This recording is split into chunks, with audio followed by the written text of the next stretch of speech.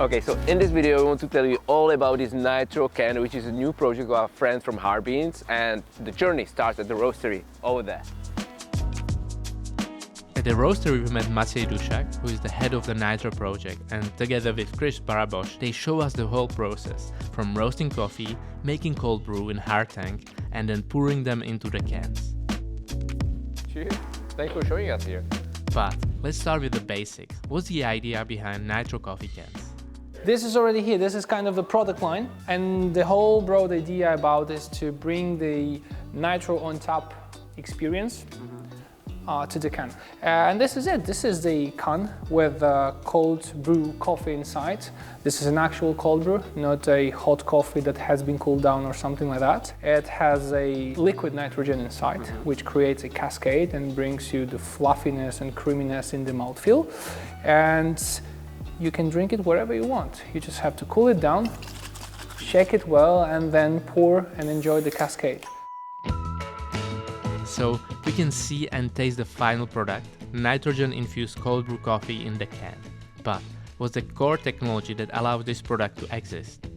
The whole technology, we started to work on it at the very beginning of 2018. We didn't want just to be another coffee roastery, we wanted to do research. And we started to go deeply into the topic of cold brew. Cold brew is a great extraction method, it tastes great, it's super refreshing, but back at the time, it wasn't very much developed. So we've made a list of all of the issues with traditional cold brew production, and then we built the very first prototypes. And once we have chosen that one extraction method, we started to work with the University of Technology here in Opole to have data. And months after that, we knew exactly how to extract cold brew in minutes instead of hours. We were able to solve all of the other problems with cold brew production. So we have built a machine that not only makes cold brew fast, but is also automatic.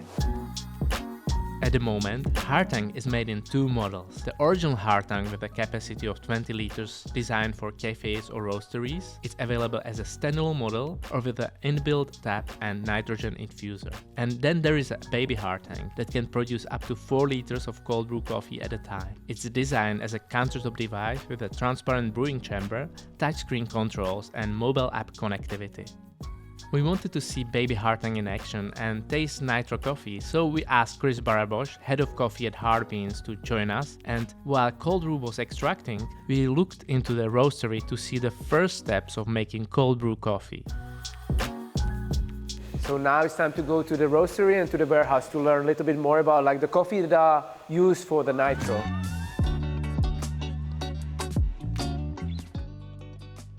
Okay, so now we are in a warehouse where the green coffee is stored, and we asked Chris to show us maybe the main coffee that they use for the NITRO. Yeah, so the coffee we are using with NITRO is a coffee coming from San Coffee, Brazil. It's Fazenda Samambaia from Campo das Vertentes region. That's the main coffee. What are the criteria of choosing the coffee to brew as a cold brew and then put into the cans? So the coffee needs to be very uniform, very mild, without any high peaks in terms of acidity, high peaks in terms of bitterness. So we wanted to have this kind of sweet, round, creamy coffee, and yellow bourbon variety, pulped natural processing gives us this outcome. Okay, so now we are leaving the warehouse and we go to the roasting space where we'll learn more about how coffee needs to be roasted, especially for the cold brew and the NITRO. So let's go. Come on.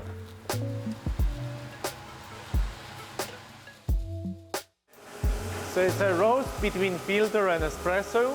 We try to be very aggressive at the beginning to be sure that we place enough energy to build the momentum, but we want to be very gentle and very delicate in the second phase and third phase, which is Maillard reaction and caramelization part. We want to have a very uniform roast profile with a longer development to make sure that the beans are extracting quite fast and very stable conditions. That's the profile for cold brew. Now, Let's go back to see the baby Hardtank, which after 55 minutes finished its cold brewing. We can see ready brewed cold brew. We can see how transparent it is. We can see the basket in the back. So the program is informing us that it's finished. So we are clicking to continue. The cold brew is transferred into the keg. The keg is connected to the tap. So let's try the geisha. Very fast. Nitro cold brew. You feel the cascade. And hopefully it will be tasty. Okay, so now we saw the big Hardtank and more importantly, baby Hardtank in action. But what's quite interesting is that the factory is also nearby, so we'll take a look. As we learned, a lot of tools and machines to make the NITRO project happen were built in-house, simply because there were no machines or tools like that on the market. Here is the place where we create hard tanks, big ones, baby ones. So we call it a prototype factory because we are focusing on creating and developing new technology, new prototypes, and then trying to assemble it.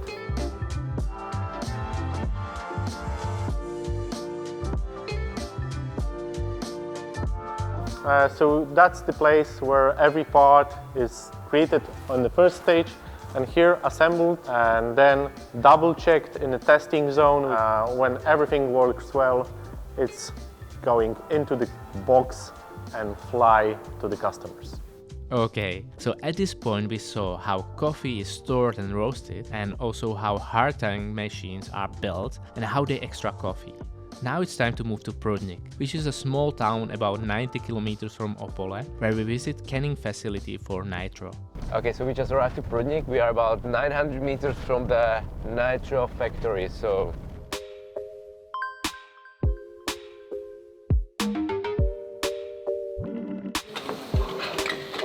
There are actually two main sections. One of them is behind the wall.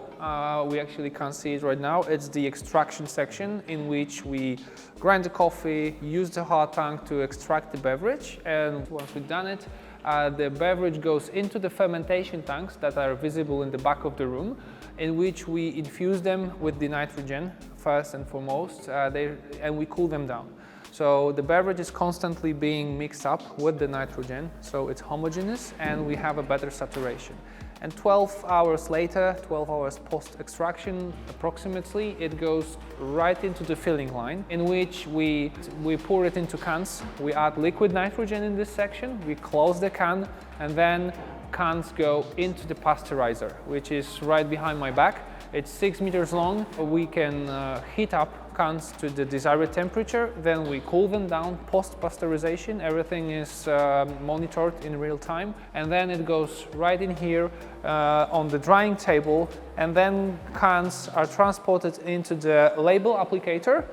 We also print the BBD on them, best before date, batch code or whatever we need, and then they go into accumulation table, from which we take them apart and pack into cartons. So the target output that we aim to reach is 3,000 cans per hour. Speaking of Hardtank, since we showed you machines that produce 4 liters and 20 liters at a time, let's look at the industrial version that can produce hundreds of liters in less than 1 hour.